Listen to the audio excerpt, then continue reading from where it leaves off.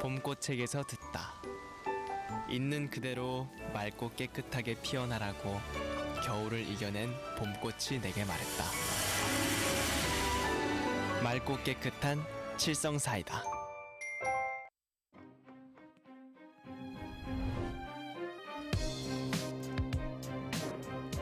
노력은 선수를 만들고 코어 i7 프로세서는 멈추지 않는 파워를 드립니다.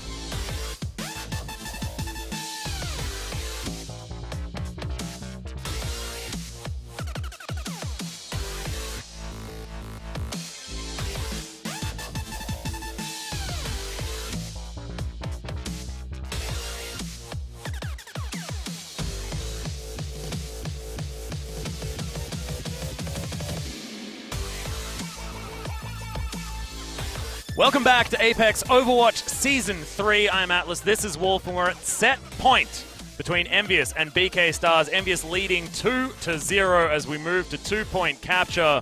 And how do you feel moving on to this map type? Do you think BK Stars can utilize this to make a comeback, Wolf? I think if they go to Volskaya, there's a good chance. I feel like that's the exciting map that we're going to see if we go there, because Anubis could be a problem for BK Stars considering Taimu's incredible Widowmaker, and you and I were talking about this during the break, but Saya player just demolished BK Stars on that point. So that's a little bit scary in terms of 2-point capture for Assault.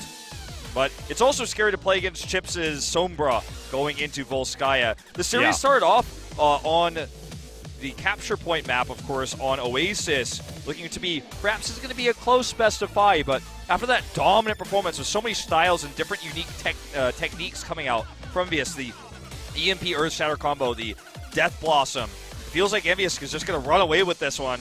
Going to Hanamura, though. Okay, well, it makes sense. We're not going to Temple of Anubis, somewhere BK Stars is certainly going to have nightmares about, but that Volskaya that you were predicting, I thought that Alarm would want to actually bring out his Sombra as well. He looked promising on University when we saw him there, but Hanamura going to be a different one. More difficult to attack, most certainly, but maybe some plans will have been set up here by the BK Stars.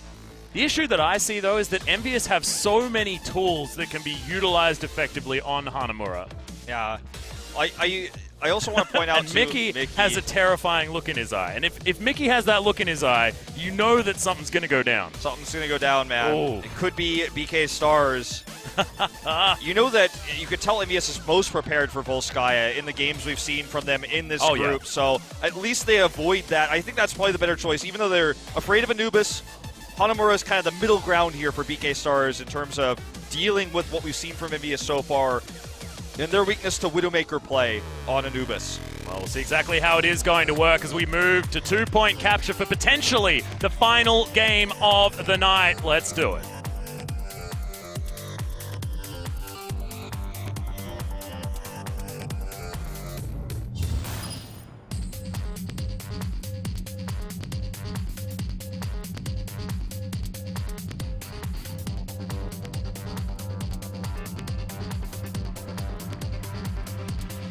I get it.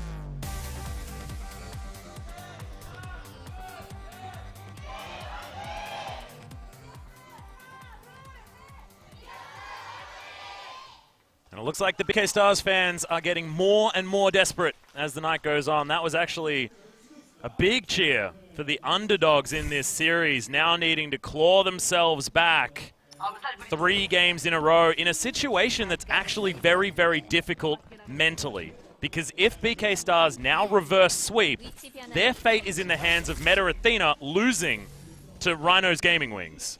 So this is just... It's so hard mentally to keep yourself in a series like this, and if BK Stars can do it, that will be most of the... They can just say, look, we're absolutely fine now. We overcame what is one of the most difficult ways to actually take a victory when we were feeling like it's almost not worth it. Yeah, I mean, I can't argue with anything you've said. It's just a really unfortunate position now for BK Stars. All momentum against them. EnVyUs has been in the same situation and won. So Effect will still be on the Tracer. Taimu's flexing once again onto the Sombra. We've seen this already, this kind of style. Taimu going to be using this here with Harry Hook. Once again flexing over to these soldiers. So very similar to what we saw on Hollywood. And obviously the first point of the 2-point capture is very similar in that way. So no surprise here. Yeah, the quad DPS, pseudo quad DPS, hybrid utility type composition. We need Papa Smithy here. He's the guy that really likes coining these sweet phrases, Wolf, and I'm just not really quite working it out. He's the phrase coiner, man. He is the phrase coiner, so hasn't quite done it yet as Bunny's going to pop himself back. Looking to try to take this turret out. It's just so difficult for a Tracer to bust a turret. They will eventually break through, though, with Carpe going up here as well as the turret went low. We're going to get several more picks. This comp, this defense for EnVyUs is kind of all in. If it falls apart, you can lose the point very quickly. And more picks coming out. The turret goes down once again. It looks like BK Stars will take control. This attack has been super successful out of BK Stars. Haven't quite managed to actually cap the point just yet as Harry Hook's going to jump himself off the edge. And Bernard's going to take down Coco, so this should be the cap. So really good coordination to actually identify the turret location, bust it down. Bunny and Carpe together to weaken it there before Mickey can heal it up. So now we're going to see EnVyUs switch to a more normal composition as that Torbjorn's only ever used on the first point. And it may look like a stomp here for BK Stars to start things off, but if you do break into that position, there's no real recovering for EnVyUs. They kind of just had to let that point go once they lose the turret several times. Don't if you get the bolt before.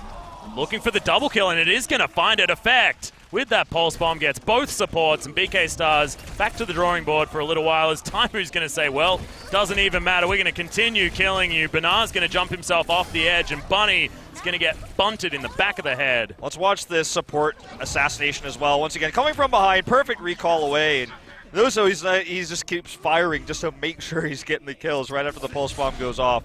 Does get found here, instantly recalls, and will use his blinks to get away. Carpe has the Dragon Blade, and they have 2 healing ultimates available to actually keep him alive if he wants to pop it. They've got a huge time bank, so maybe this is the time to just go ahead and commit to the first push, commit those ults. They don't have the self-destruct for the initiate, but they have everything else for the Dragon Blade.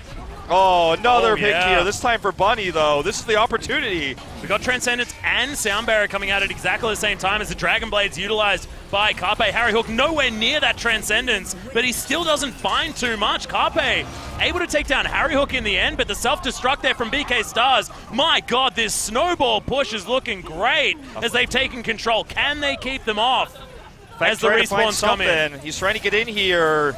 Does get taken out, though. It's going to be the second tick coming in. Mickey coming to try to delay, but this is just a trickling of heroes as picks after picks come out for BK Stars. Mickey gets himself onto the point, but this is domination from BK Stars here at Hanamura.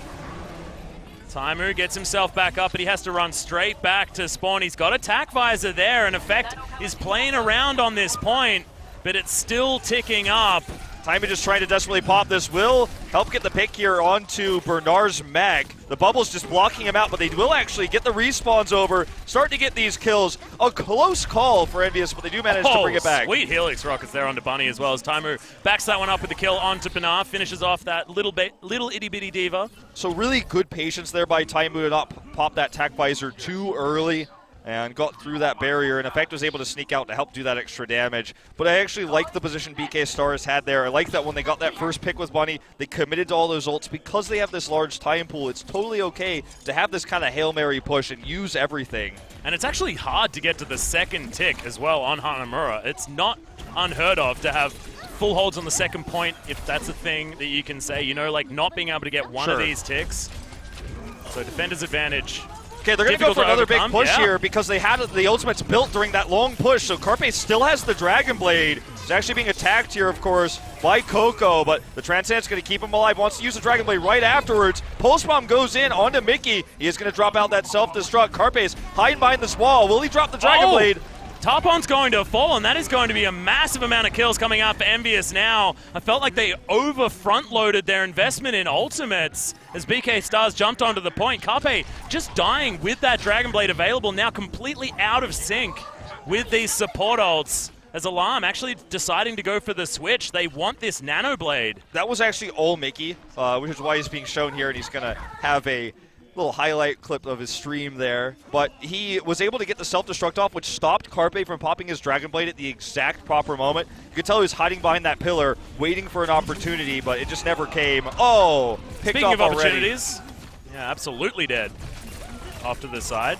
And yeah, you're exactly right. And even able to grab the kill into Tarpon as well, who couldn't find safe ground. Becht almost feels like he tricks his opponents into thinking he's one of the team. He's just back there like, hey guys, can I be one of you? And then he kills everybody, he betrays them. He's always in the back line, always finding extra damage, building up that pulse bomb.